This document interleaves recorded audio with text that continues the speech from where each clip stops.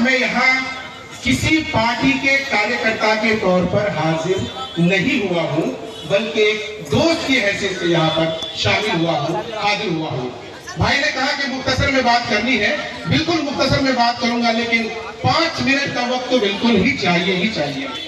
उसकी वजह यह है दोस्तों कि जिस तौकीर आलम ने इस कार्यक्रम को के जो संयोजक हैं वो हमारे बचपन के दोस्त हैं, उन दिनों के दोस्त हैं जब गोपालपुर स्कूल, आप सबको याद होगा, 1995 आग लग गई थी। और ये वही साथी है, वही दोस्त हैं जिन्होंने हमें उस दहकते आग से बचाया था। ये काबिल तारीफ है। थोड़े दिन पहले उन्होंने मुझसे कहा कि निहाल भाई, मुझे किसी राजनीतिक दल का हिस्सा बनना है, पार्टी ज्वाइन करनी है। तो मैंने कहा कौन सी पार्टी? तो कहने लगे कि साहब माननीय विधायक मास्टर मुजाहिद साहब, पूर्व विधायक, वो मुझे पसंद है, नौशाद साहब पसंद है। मैंने कहा आप 1 हफ्ते का वक्त लीजिए, अपने रिश्तेदारों से, अपने दोस्तों से समझिए, क्योंकि हर पार्टी की अपनी विचारधारा होती है। 1 हफ्ते के बाद उन्होंने कहा कि मैंने फाइनली डिसाइड कर लिया है कि मुझे जनता दल यूनाइटेड ज्वाइन करना है। मैं किशनगंज में था, माननीय विधायक मुजाहिद साहब से बात हुई, पूरी टीम पहुंची और फाइनली उन्होंने पार्टी ज्वाइन किया।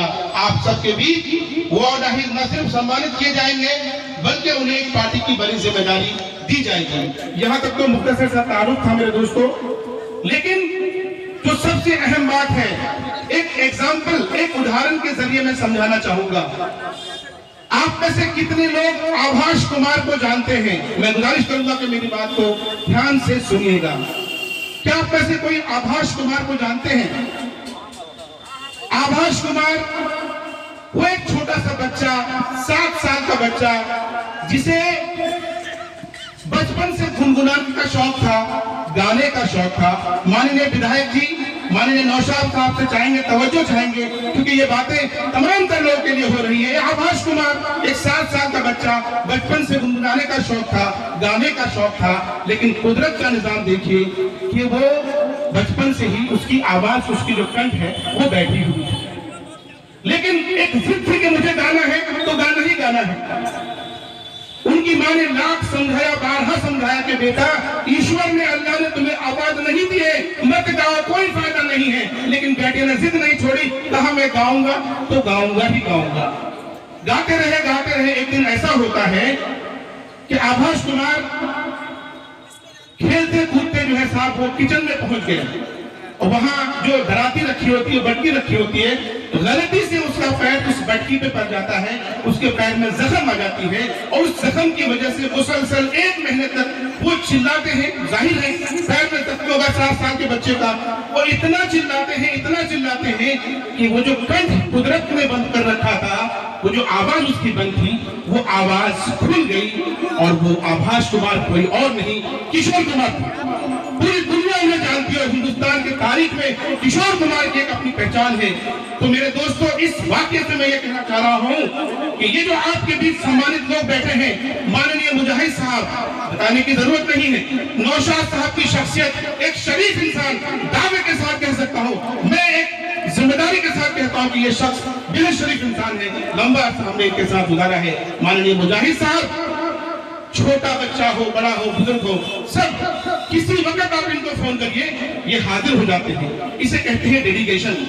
जिस तरह से आभास कुमार, किशोर कुमार ने अपने डेडिकेशन से कामयाबी की बुलंदी को छुआ, मैं उम्मीद करता हूं, मैं यकीन दिलाता हूं कि इंशाअल्लाह तौकीर आलम, आज मुझे जो जिम्मेदारी दी जाएगी, मैं आप सबसे वादा करता हूं इंशाअल्लाह कि वो इस अपने मुकाम को न सिर्फ पूरी ईमानदारी और निष्पक्षता के निभाएंगे, बल्कि आपके निखल भाई के लिए, आपके पुलिस के लिए एक मिसाल बनाएंगे। ये बात डेडिकेशन वाली बात थी, क्योंकि पत्रकार हूं तो सवाल पूछना ये हमारी जिम्मेदारी है। सवाल नहीं पूछेंगे तो फिर मामला उल्टा हो जाएगा।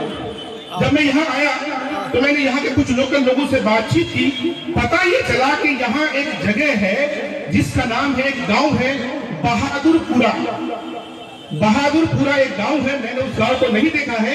यहाँ के जिम्मेदारों ने कहा कि आप उस गांव में जाइए, उसकी रिपोर्टिंग कीजिए, सरकार में भेजिए, सत्ता में भेजिए। क्या आप जानते हैं वो एक ऐसा गांव है, मुल्क की आजादी के 75-76 साल गुजर गए, लेकिन आज तक वहाँ एक सड़क नहीं बनी है, और उस सड़क के ना होने की वजह से वहां की जो बेटियों की शादियां उसमें बेशुमार दुश्वारियां होती हैं।